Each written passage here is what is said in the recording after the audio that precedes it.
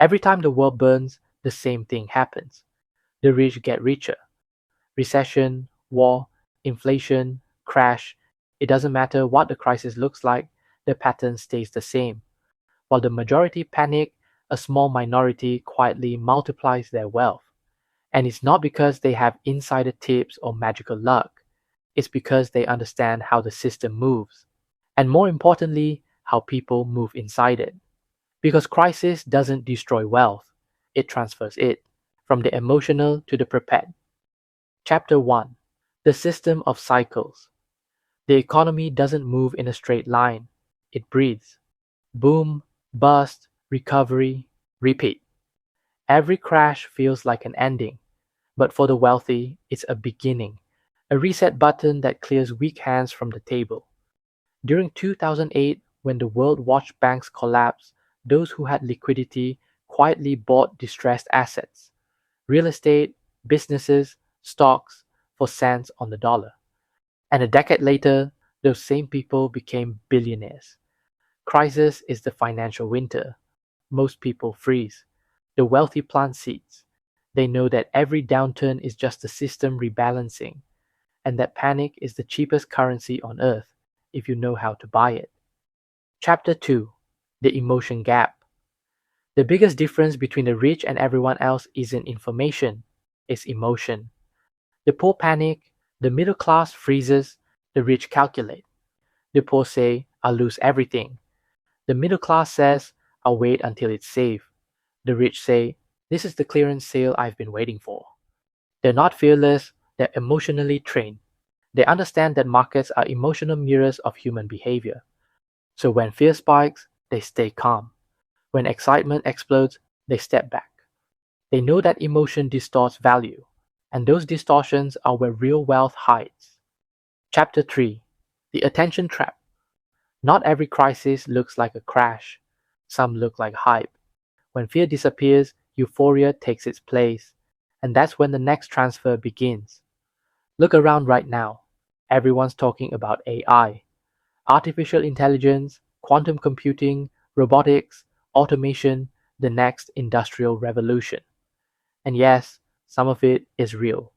Companies like Nvidia are printing historic profits because AI needs hardware, computing power, data centers, and those are tangible. But here's the thing: even when something is real, it can still become a bubble. Because markets don't just price reality, they price emotion. When everyone believes something can't lose, the price already assumes perfection. That's not opportunity, that's danger. Meanwhile, while the world chases the next big thing, the rich are quietly rotating into what everyone else has forgotten: healthcare, software, infrastructure, energy. The boring assets that nobody's hyping, but everybody's still using. They don't chase revolutions, they accumulate in boredom. When everyone looks at the future, they buy the fundamentals that the future will still depend on. Because wealth doesn't disappear, it just hides when no one is looking. Chapter 4: The Liquidity Advantage. If crisis is opportunity, then liquidity is power. The rich don't stay fully invested in hype cycles. They always keep cash or credit ready, not to hoard, but to deploy. When the world rushes in, they step aside. When the world rushes out, they step in. Liquidity isn't just money, it's patience turned into capital. While most people are chasing the latest hot stock or viral investment, the wealthy are quietly waiting for prices to collapse, then buying quality assets the moment everyone else gives up. They don't need to time the market perfectly, they just need to outlast it. Because in every crash, liquidity becomes the only currency that matters.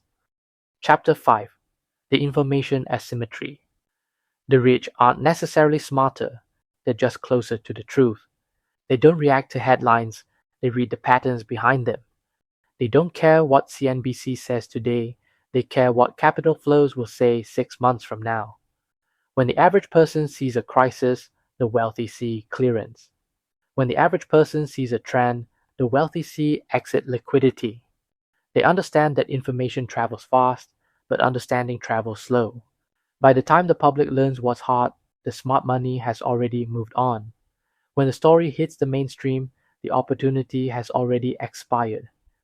Chapter 6: The Behavioral Trap of the Middle Class. Here's the hard truth. The middle class doesn't lose because they're lazy, they lose because they're emotional. They buy what feels safe, they sell what feels scary. They follow what's popular, they avoid what's quiet. They don't invest in systems, they invest in stories. They wait for permission, for validation, for certainty. And by the time it feels safe enough to enter, the opportunity is already gone. They confuse motion with progress and safety with stagnation because they were never taught to think in cycles, only in comfort zones. Chapter 7: The Hidden Game the Rich Play. The wealthy don't aim to win every trade, they aim to survive every cycle. They're not reacting, they're rotating. From hype to necessity, from noise to fundamentals, from trends to timeless value. When the crowd is buying tech, they're accumulating infrastructure. When the crowd is buying stocks, they're buying companies. When the crowd is buying stories, they're buying systems. They don't measure success by returns, they measure it by resilience. Because the rich don't need to predict the future, they just need to own what the future will still need. That's why they always win the crash. They were never playing the same game as you. Chapter 8: The Mirror Moment. What you can learn. The next crisis might not come from fear, it might come from overconfidence. And when that happens, don't ask, where should I invest? Ask, what is everyone else emotionally overpaying for right now? Because crisis doesn't always look like panic. Sometimes it looks like euphoria. And the real opportunity, the one the rich are already planning for, will be in the forgotten corners of the market where prices are dull and emotions are gone. You don't need to time the market. You just need to learn how to read it like a mirror that reflects human behavior. Final truth. Every crisis makes the rich richer, not because they cheat the system, but because they understand it better than the people it controls. They don't chase hype, they chase value. They don't fear crisis, they prepare for cycles. While the crowd runs on emotion, they move on rhythm. While others seek comfort, they seek control. Because the rich don't play the short game of what's trending. They play the long game of what will matter after the trend dies. Once you understand the rhythm of money, you stop chasing headlines and start building freedom. The mirror never lies. The question is, are you ready to look into it?